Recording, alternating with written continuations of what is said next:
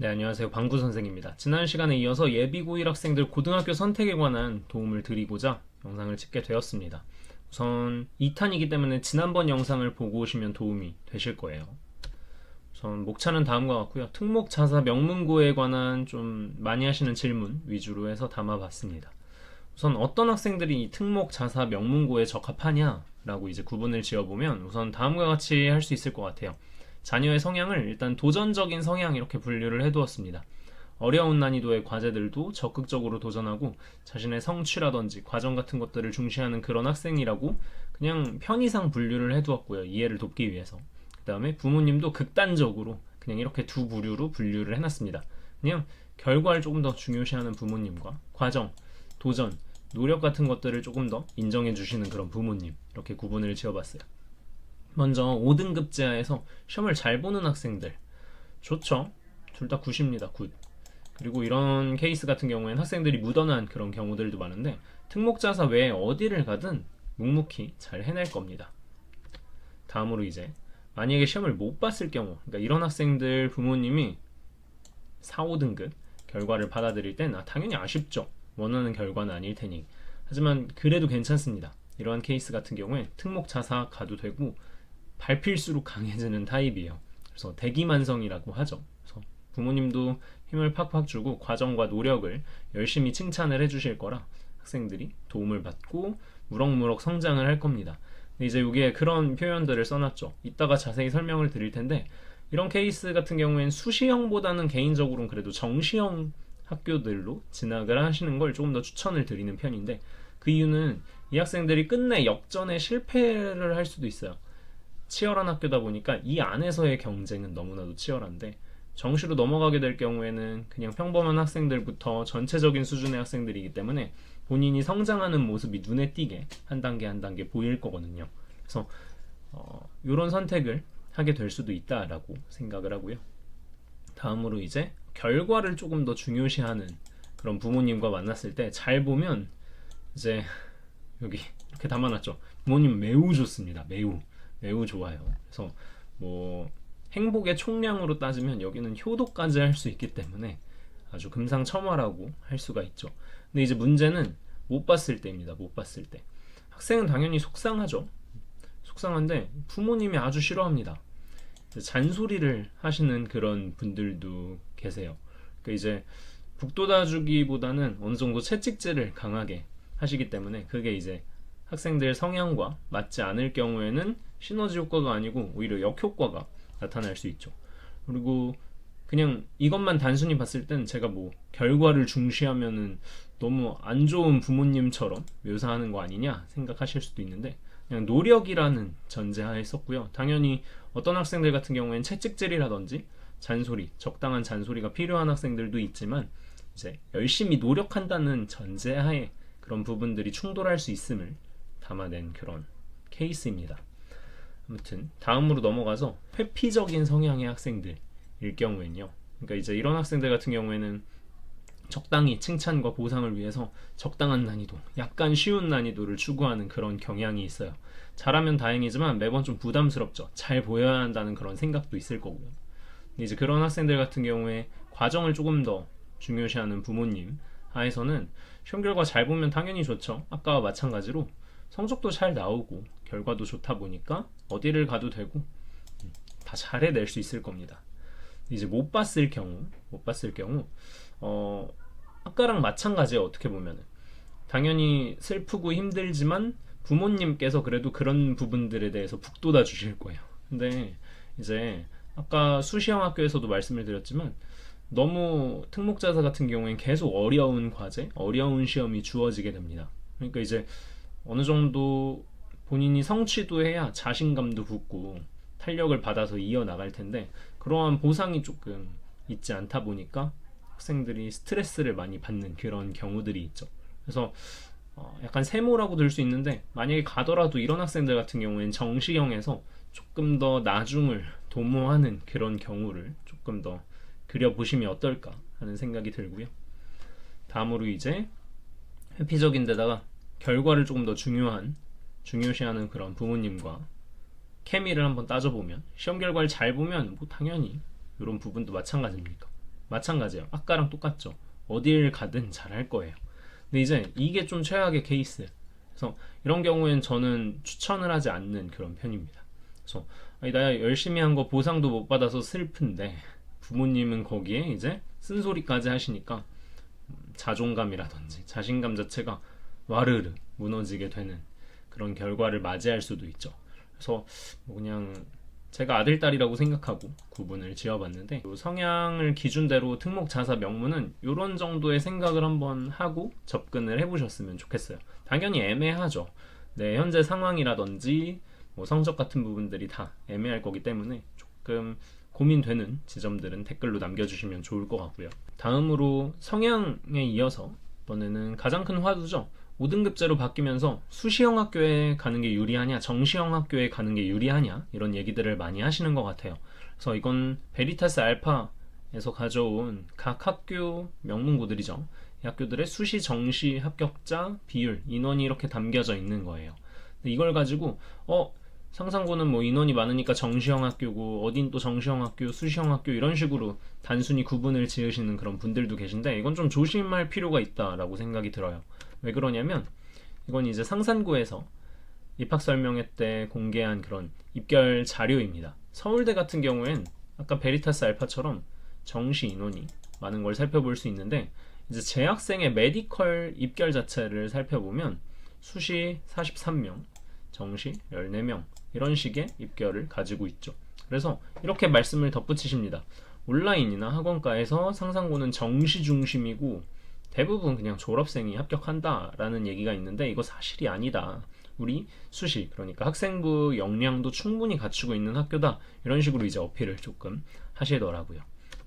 그리고 아까 여기 나와 있는 것처럼 대부분 다 졸업생이고 수시 이거 메디컬 가는 것도 전부 다 지역인재다 라는 카더라가 있는데 그래서 세부 입결도 발표를 했습니다. 그렇지 않다. 그래서 자칭 입시 전문가, 뭐 블로거, 유튜버 대부분의 분들이 그냥 그동안 상투적으로 해오던 정시 중심의 학교다 이런 말들을 그냥 단순히 되풀이하면서 반복하시는 분들이 계신데 그런 것들은 좀 적당히 걸러서 들을 필요가 있지 않나 라고 생각이 들어요. 그래서 우선 이러한 수시형, 정시형 학교를 제대로 한번 판단해 보시는 게 필요하다라고 생각이 들고요. 근데 이제 한편으로는 많이들 수시형에 관심을 가지는 그런 분위기를 살펴보실 수가 있어요. 다른 유튜버라든지 그냥 글 같은 것들을 보더라도 정시형보다는 수시형이 낫겠던데? 라고 이야기들을 조금 하시죠. 근데 이제 하나 생각해 볼 건 항상 역발상이죠. 잘하는 상위권들이 수시형으로 몰리면 몰릴수록 거기가 그만큼 치열하다는 거예요. 아무리 5등급제 하에서도 1, 2등급 받기는 어렵죠. 그래서 상대적으로 좀 빈틈이라고 놓여져 있던 그런 정시형 학교가 우리에게는 우리 입시에 있어서는 훨씬 유리한 학교가 될 수도 있다. 왜냐면 학생들이 조금 더 기피하게 되니까요. 그래서 그런 부분들을 인지하고 계시면 좋을 것 같고 그 다음에 정시형 학교들도 바보가 아니에요. 입결, 실적, 위상 같은 부분들을 위해 교육과정 편제표 같은 것들 되게 신경 쓰는 모습을 보이는 학교들이 많습니다. 고민하고 또 고민을 하겠죠. 그 다음으로는 정시 자체가 우리 때는 대폭 바뀌잖아요. 사회, 과학도 이런 식으로 통합사회, 통합과학으로 바뀌기 때문에 기존의 N수생들 자체가 수능에 있어서 차지하는 비중이 1, 2, 3등급에서 절반 이상 정도를 육박했습니다. 그런데 교육과정, 그 다음에 범위 자체가 바뀌면서 이런 부분들이 1, 2년 공부를 더한 효과가 조금은 줄어들게 될 거기 때문에 그래서 어떻게 보면은 내 공부를 착실히 해나간 현역 고3 학생들에겐 기회일 수도 있죠. 그래서 저런 정시형 학교도 저는 괜찮은 선택지, 그러니까 매력적인 선택지가 될 수 있다. 가성비가 너무 좋다라고 생각을 하는 편입니다. 다음으로 과학 중점에 대해서 이야기를 해보죠. 우선 한 가지 알아두셔야 되는 건 과학 중점이라고 이과 학생들이 더 많은 건 아니에요. 반반인 경우도 있고 문과가 오히려 더 많은 그런 경우도 있습니다. 과중반은 뭐 2반밖에 안 되는 그런 경우들도 있고 지역마다 이거는 지역 학연 설명회라든지 아니면 이미 깔려있는 인식들이 있으실 거예요. 입결 같은 것들 살펴보시고 과중이라고 더 우대해서 학생들을 뽑아가고 그런 부분들이 없기 때문에 학교 프로그램이나 생기부 수준에 대해서 잘 파악을 해보시는 게 필요할 것 같습니다. 그렇지 않은 과중은 그냥 평범한 일반고랑 크게 다르지 않아요. 그래서 이런 부분들을 인지하고 계시면 좋을 것 같고요. 다음으로 이과 같은 경우엔 제가 저번 시간에 아주 강조해서 말씀을 드렸죠. 과목이 쪼개지기 때문에 1.0에 수렴하는 게 그렇게 쉽지 않습니다. 그래서 예를 들면 이게 지금까지였고 이게 바뀌는 빨간 입시인데, 물화생지 2 과목 자체는 내신 성적이 나오지 않았었지만 이제 2 과목씩 이렇게 쪼개지고 내신까지 나온다고 라고 말씀을 드렸죠. 이게 무슨 말이냐면, 예전에는 성적표를 받아들이면 이런 평범한 과목들은 당연히 예전에도 등급이 나오고 지금도 등급이 나왔습니다. 근데 이런 2 과목에 해당하는 내용들이 등급 없이 그냥 A만 받으면 됐었어요. 근데 이제 이런 과목들이 등급이 나오기 시작했죠. 여기 보이시나요? 안 보이실 수도 있는데 2등급이랑 3등급입니다. 이렇게 등급이 나오기 시작했기 때문에 인원이 가뜩이나 쪼개지는 데다가 과목들도 선택의 폭이 넓어지면서 등급 받기가 쉽지 않다라는 말씀을 드렸어요. 그래서 이게 결론입니다. 저는 본인이 등급을 제일 높게 유지할 수 있는 학교가 좋다고 생각을 해요. 왜냐면은 메디컬, 그러니까 대학들마다 선발 방식이 되게 독특해요. 그래서 어떤 학교 자체는 우린 생기부 필요 없어, 그냥 내신 최대한 높고 수능 최저 같은 것도 잘 맞추는 애 데려갈래 하는 메디컬이 분명히 있을 겁니다. 그래서 1.0이 뭐 수백 명, 그러니까 수천 수만 명이 있다면 모를까, 이 딱 1.0으로 수렴하는 학생들은 그렇게 많지 않을 거기 때문에 희소 가치가 분명히 있을 거거든요. 그래서 등급 잘 받을 수 있는 그런 인원 비율 같은 것들 잘 고려를 해보시고, 그래서 다음과 같아요.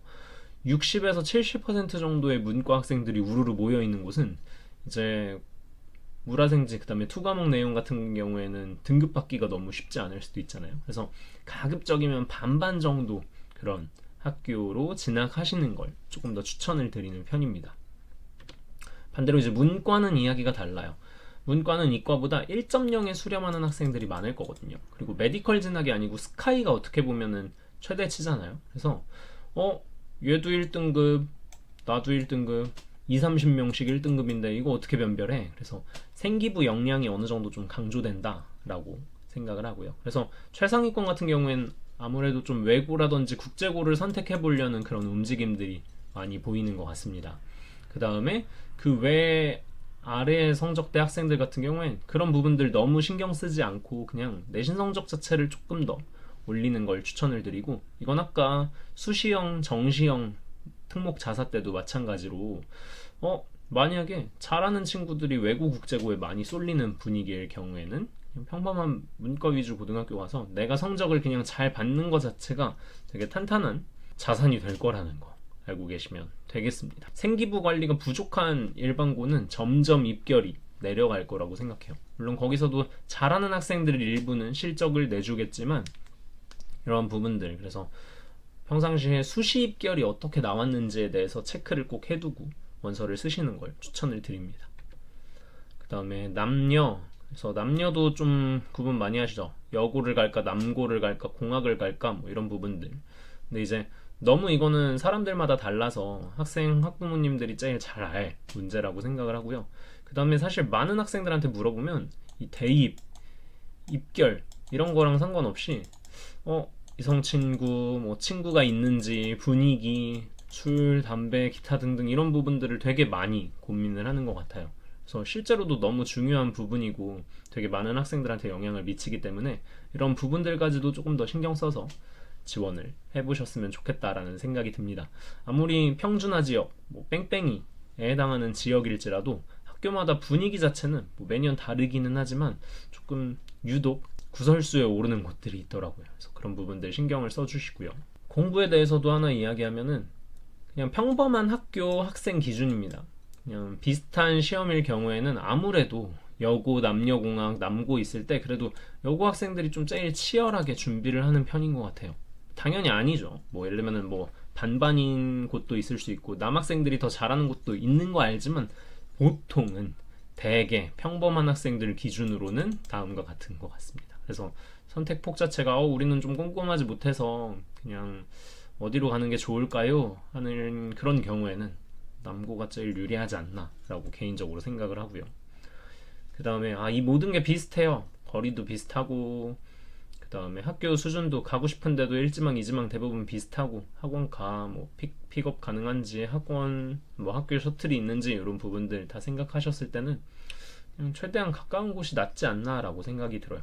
그 시간만큼 내가 잠을 잔다든지 쉰다든지 공부를 더 할 수 있으니까. 그런 30분 1시간 차이가 되게 크다는 거 알고 계시고, 생기부 같은 경우 그러니까 5등급제로 바뀌면서 이 생기부 관리 잘 해주는 곳을 되게 열심히 찾으시는데, 그 지역 내에선 A 학교가 조금 더 우수할 수 있는데 이게 전국 단위 경쟁이기 때문에 결국 도찐개찐인 그런 경우들이 되게 많기는 하거든요. 근데 이건 지역마다 다르기 때문에 특정 학교 생기부만 본 게 아니고 그 지역 생기부를 두루 알고 계시는 학원들이 있을 거예요. 그래서 그런 학원들 설명회를 들으면 조금 더 디테일한 정보들을 주시지 않을까라고 생각하고, 저도 지역 설명회 때는 그 특정 학교들 생기부 같은 것들 최대한 디테일하게 많이 공개를 하는 편이거든요. 그래서 그런 부분들 참고를 해보시면 좋을 것 같습니다. 다음으로 기타에서 사실 뭐 되게 뭉뚱그려서 말씀을 드렸는데, 질문하시는 분들은 이렇게 딱딱 맞아서 떨어지지 않아요. 되게 애매하게 질문을 하시는 그런 경우들이 많거든요. 그래서 좀 듣는데도 잘 모르겠다, 이러한 궁금증이 생겼다 하시는 분들은 질문을 남겨주시면 제가 최대한 답을 드려보도록 하겠습니다. 그리고 뭐 비평준화 지역이라든지 학교를 열심히 고르셔야 되는 분들도 계시겠지만, 평준화 지역으로 배정받아서 학교 원서를 쓰시는 분들이 계실 거예요. 그래서 그런 분들 같은 경우엔 처음 계획과 당연히 틀어질 수 있어요. 내가 1학년 성적을 받고 보니까 원하는 만큼 나오지 않아서 2학년 때 갑자기 떨어져서. 그래서 그 상황에 맞게끔 본인에게 유리한 입시 전략을 택할 수 있으니 너무 걱정하지 마시고, 어디든 그러니까 길이 있을 겁니다. 그래서 원하는 학교 배정받지 못했다고 하더라도 너무 크게 걱정하지 말고 입시 치르시기를 바라겠습니다. 네, 긴 시간 시청해주셔서 감사합니다.